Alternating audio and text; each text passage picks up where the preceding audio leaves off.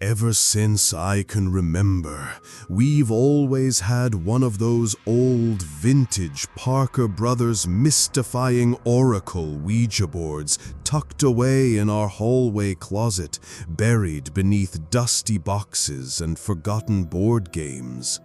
As a kid, I never knew what it really was. From the box alone, it just looked like another outdated game, something boring adults might have played decades ago. But everything changed the day I learned what a Ouija board actually was. Curiosity lit something in me. The moment I discovered what it was supposed to do, contacting spirits and the unknown, I ran straight to the closet, pulled it out, and blew off the layer of dust that coated its lid like ash. I was practically vibrating with excitement. I begged my older brother to try it with me. He rolled his eyes at first, clearly not buying into the spooky appeal, but eventually I wore him down. That evening, we sat at the dining table with the board in front of us, resting our fingers lightly on the plastic planchette. I started asking the typical, cliché questions. Is there anybody there? Can you hear me? Will you answer? Nothing happened, of course, except for my brother laughing and pushing the planchette around in circles like he was being haunted by a sarcastic ghost. There was no real response, no chill in the air, no flickering lights, just the two of us fooling around. Eventually, we got bored and shoved it back into the box where it had always belonged. That night, though, I stayed up searching the internet. I wanted to know how to really make a Ouija board work. The answer, according to forums and strange little blogs, was ambience. The ideal setting, they said, was a completely dark room, only lit by candlelight. It had to feel serious. The atmosphere had to invite something. So, the next time our parents were out, I gathered 6 or 7 candles from around the house and set them up carefully on the dining table. I dimmed everything. The room plunged into shadow, save for the flickering candlelight that danced on the walls like slow-moving ghosts. I called my brother. Somehow, I got him to agree to one more session. We sat opposite each other, the board between us, the flames trembling slightly, as if the room itself was holding its breath. "Is there anybody there?" I asked again. And this time, the planchette moved. It slid slowly across the board, barely a whisper of motion, like something invisible was guiding it. I snapped my gaze to my brother. "Stop messing with it," I said sharply. He frowned. "I'm not. Move your hands away then." He did, slowly, cautiously, and the planchette kept moving. My breath caught in my throat. My brother's eyes narrowed. "Dude, are you doing that?" But I wasn't even touching it anymore. The planchette glided purposefully to one corner of the board, then paused. It landed on the word yes. I was 9. My stomach dropped. My palms were clammy. I could feel every hair on my arms standing on end like tiny antennae tuned in to something wrong. Something very wrong. My brother took the lead now. He cleared his throat and asked, "Are you a good spirit?" The air turned still, heavy. For a moment, the candle seemed to dim, not flicker, not dance, but dim, as if something had stepped between the flames and the room.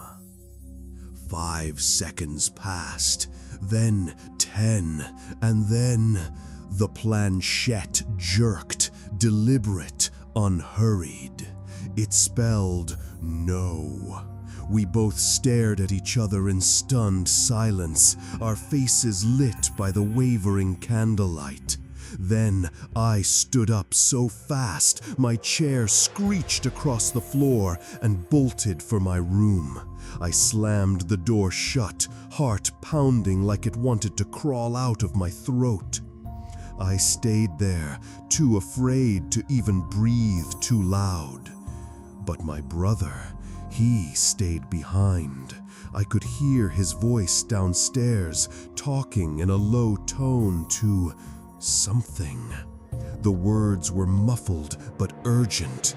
Then, out of nowhere, a sound shattered the air. He screamed. A full, panicked, gut-wrenching scream that sliced through the house like a blade. I didn't think, I just ran. I burst back into the dining room to find him hunched over, gripping his shirt in one hand and holding it up with the other. My breath hitched. There, across his torso, were 3 deep, fresh marks, thin but raw. They curved slightly, like claw marks, angry and deliberate. "Start the fireplace, now!" he barked, his voice trembling. I obeyed instantly.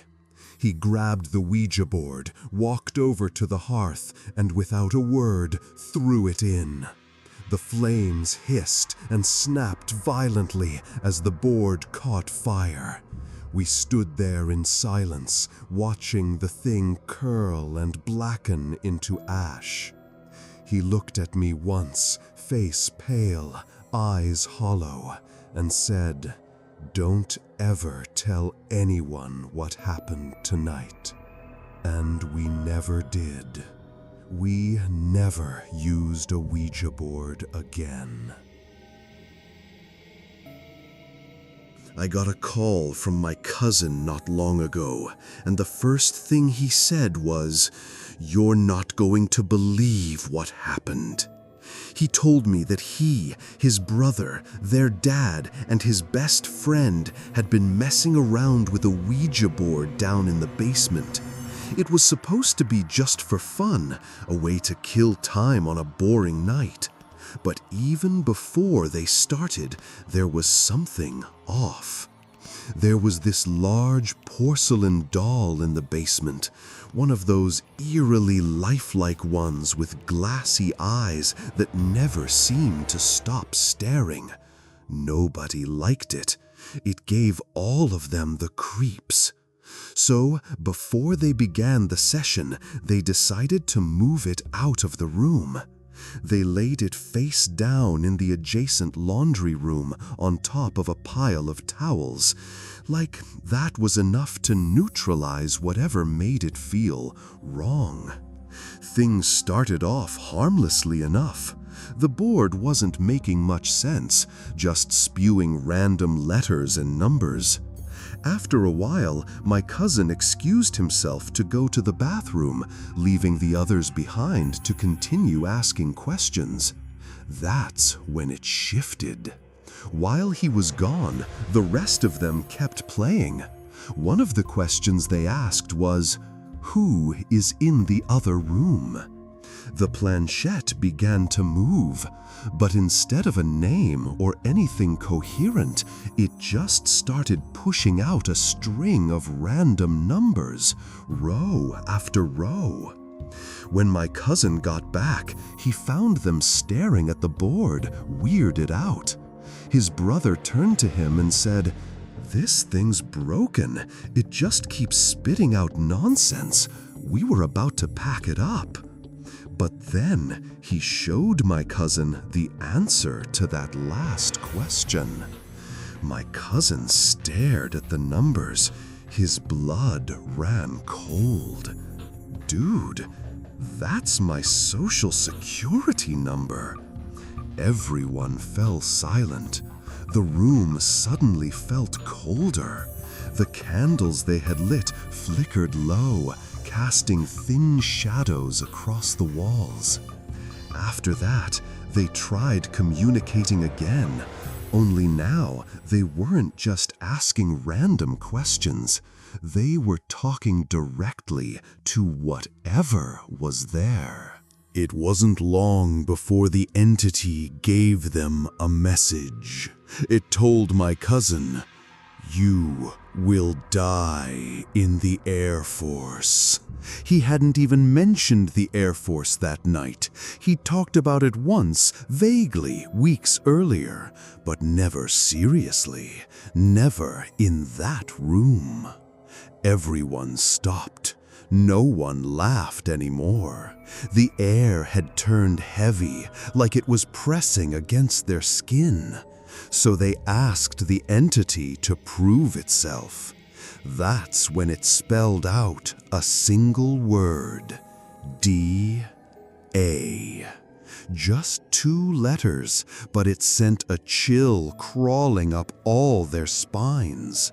They didn't even wait to see what came next.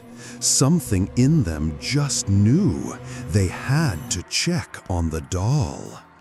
They crossed the basement and opened the door to the laundry room slowly, cautiously.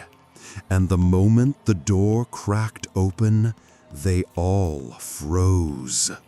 The doll was no longer lying down. It was standing, upright, just a few feet away, right in front of the door. Its porcelain face tilted slightly up, glassy eyes wide open, staring at them. No one moved for a second. Then someone screamed.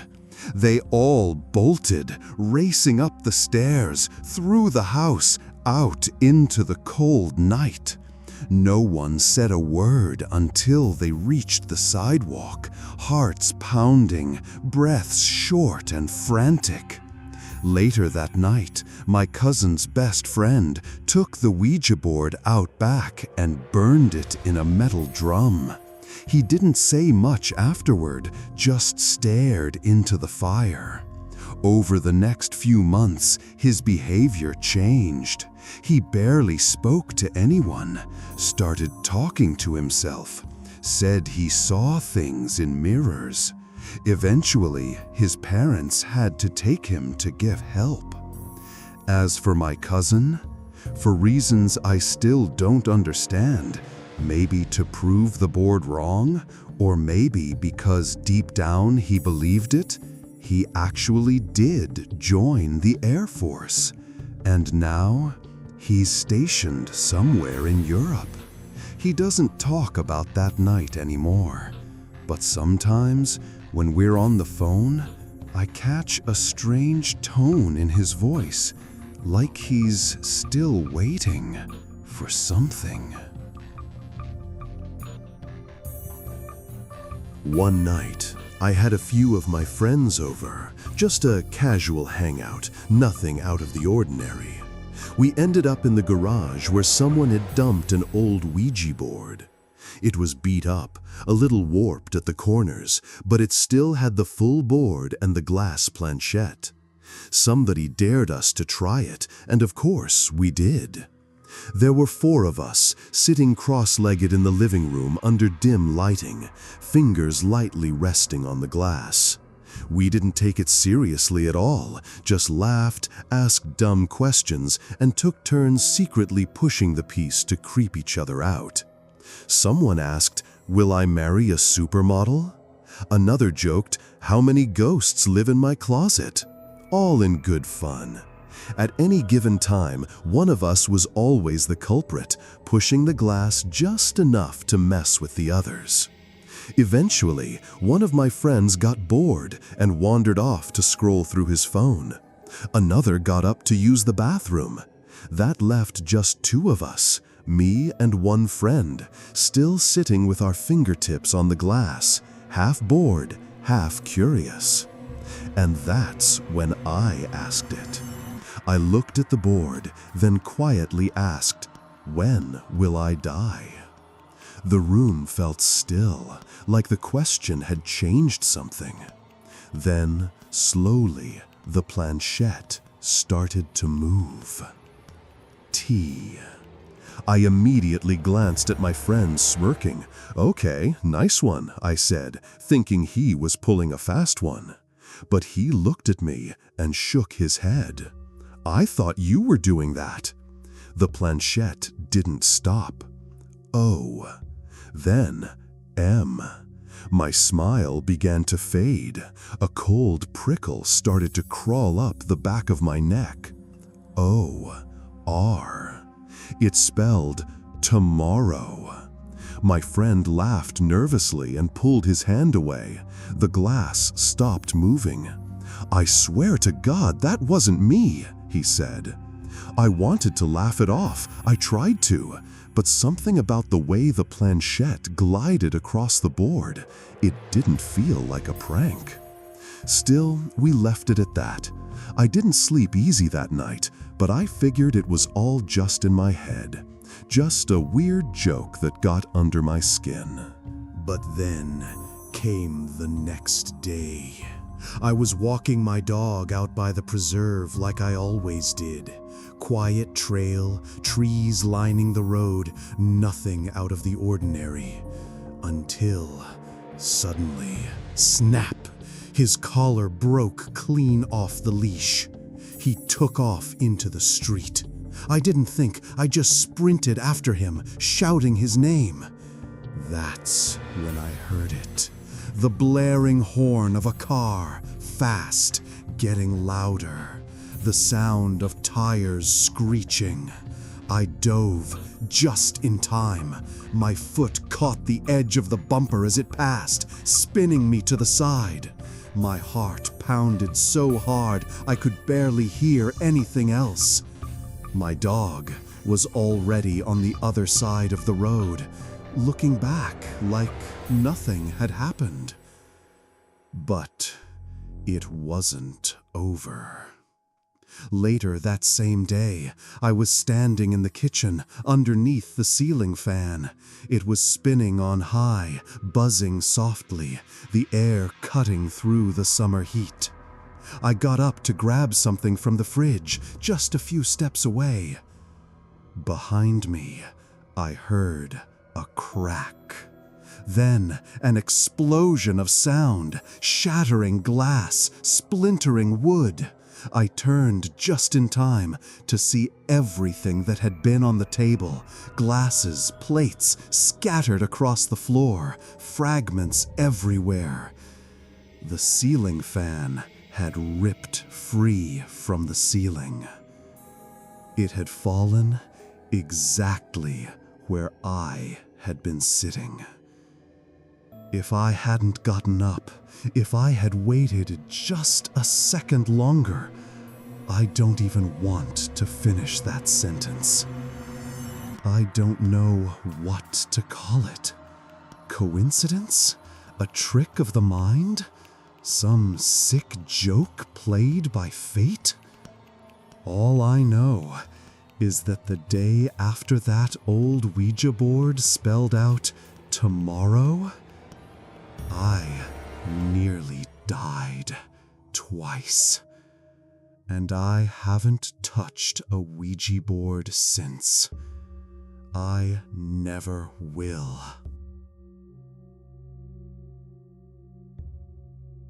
I've never really told anyone about this before.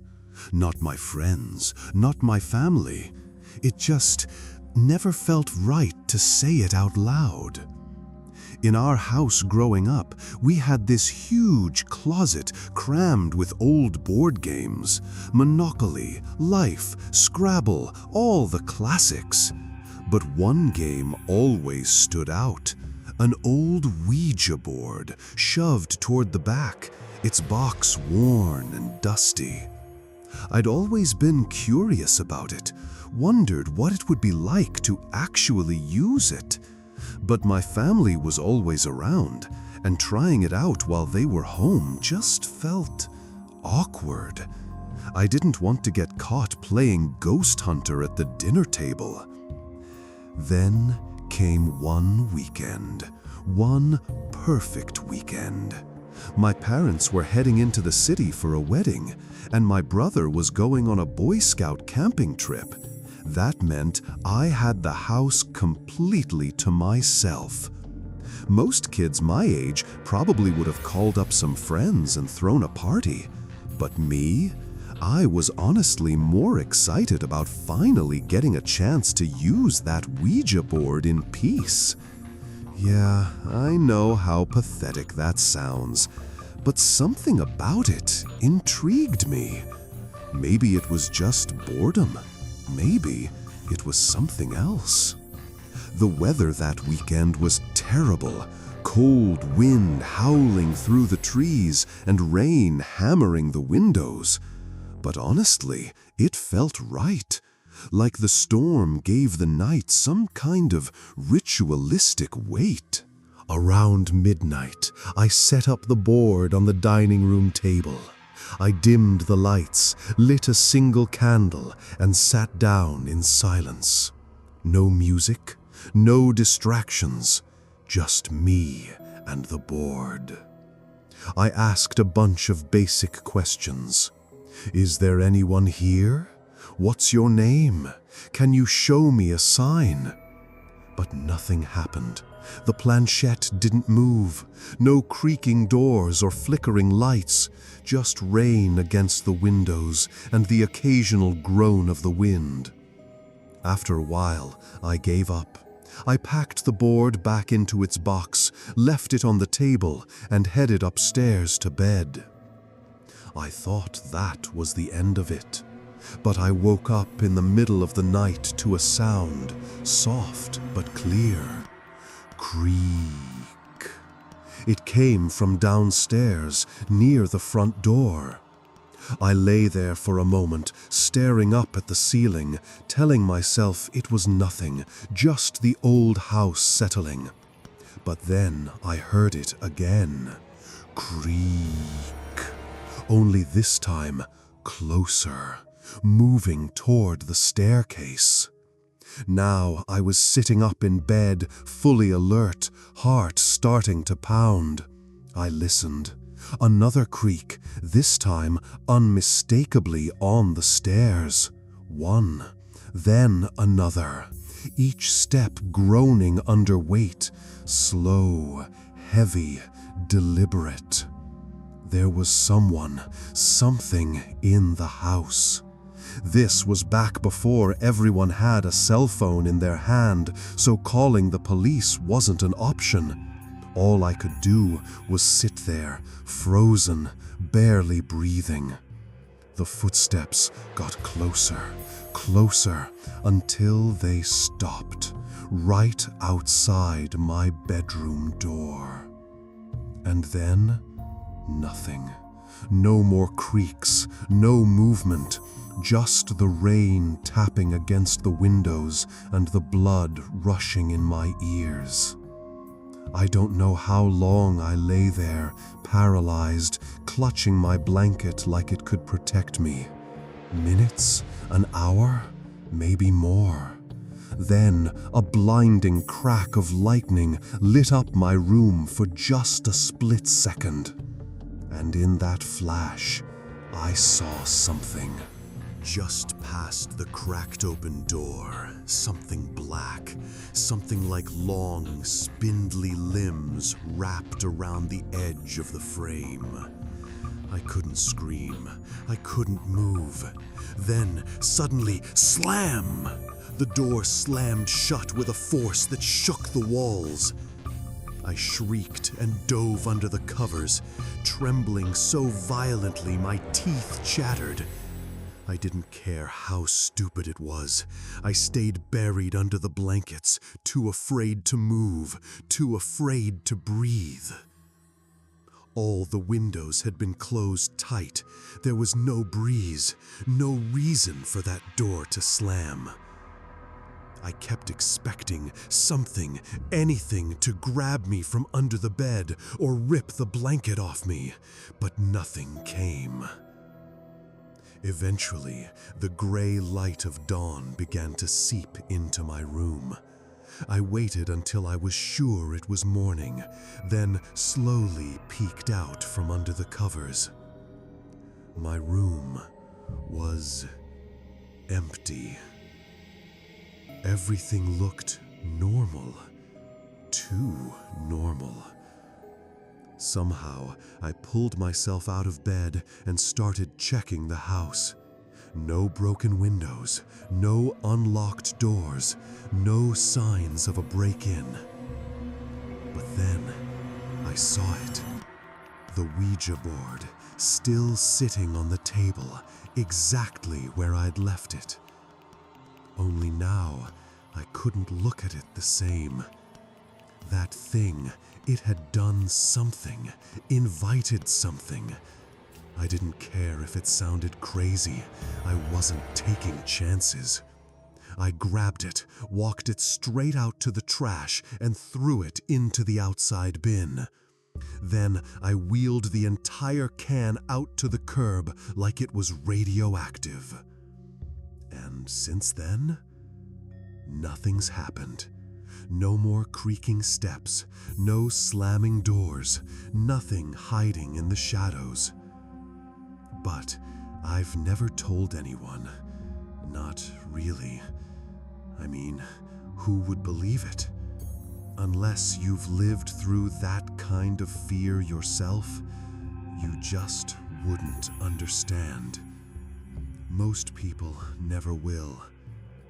Except maybe the ones reading this now. Because I know what I saw, I know what I felt, and I know for a fact, whatever happened that night was linked to that Ouija board. I can tell you from personal experience, those triangle-shaped Ouija boards, huge mistake. It was the summer of 2013. A friend of mine had gotten his hands on an old, vintage Ouija board, one of the really old ones, complete with ornate lettering and that strange triangular planchette. He said it was supposedly worth a decent chunk of change if you sold it online. I wasn't super into spooky stuff, but I had a video game I never played, and we ended up trading. Game for board. Easy deal. At the time, I didn't really believe in any of it. I figured the whole talking to spirits thing was just some overhyped scam. I tried using it once, alone in my apartment, and of course, nothing happened. No flickering lights, no voices. Just me sitting at my coffee table, feeling like an idiot.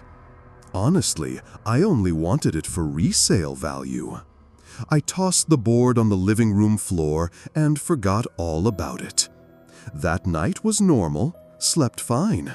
But the next morning, that's when things got strange. I came downstairs and immediately noticed the 2 potted plants I kept on my coffee table were both knocked over. Soil was spilled out everywhere, and the pots were cracked. But what really got me? The Ouija board wasn't on the floor anymore. It was sitting neatly in the middle of the coffee table. I stared at it for a long moment. I didn't remember putting it there.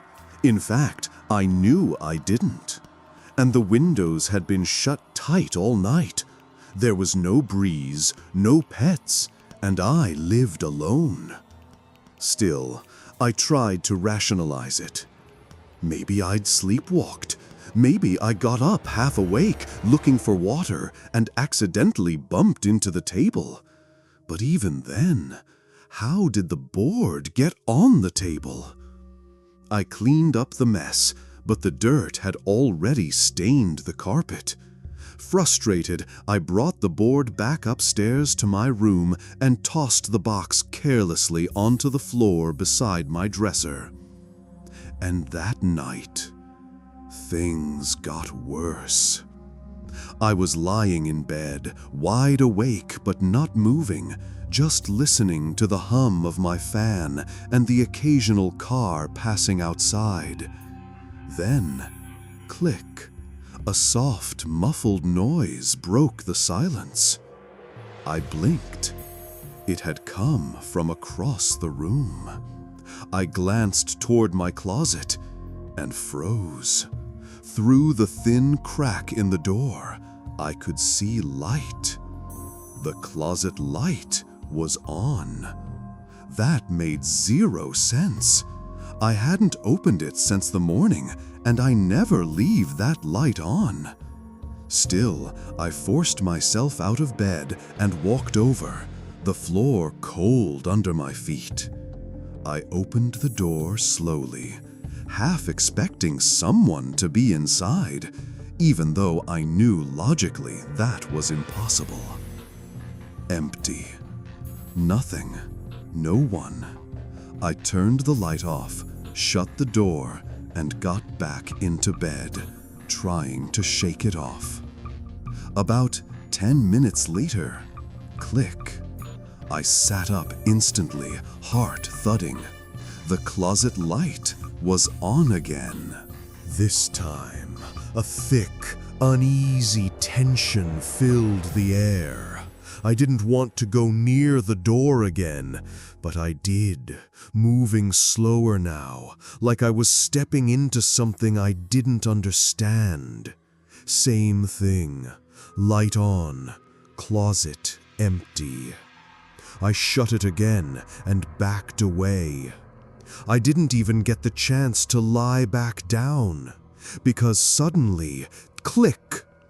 But it wasn't the closet. This time, the entire room flooded with light, the overhead light, the main one. And I heard it, the switch flipping on the wall by the door. That was enough for me. I was gone. I bolted out of the room so fast I nearly tripped on the stairs.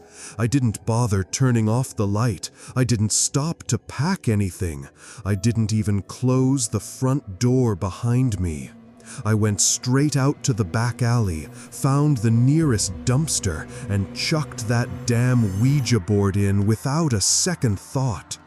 Whatever that thing was, I wasn't letting it stay in my house another minute. And just like that, everything stopped. No more weird lights, no more movement, nothing. People can believe what they want. Most would say it was just sleep deprivation, or maybe an overactive imagination. And maybe it was.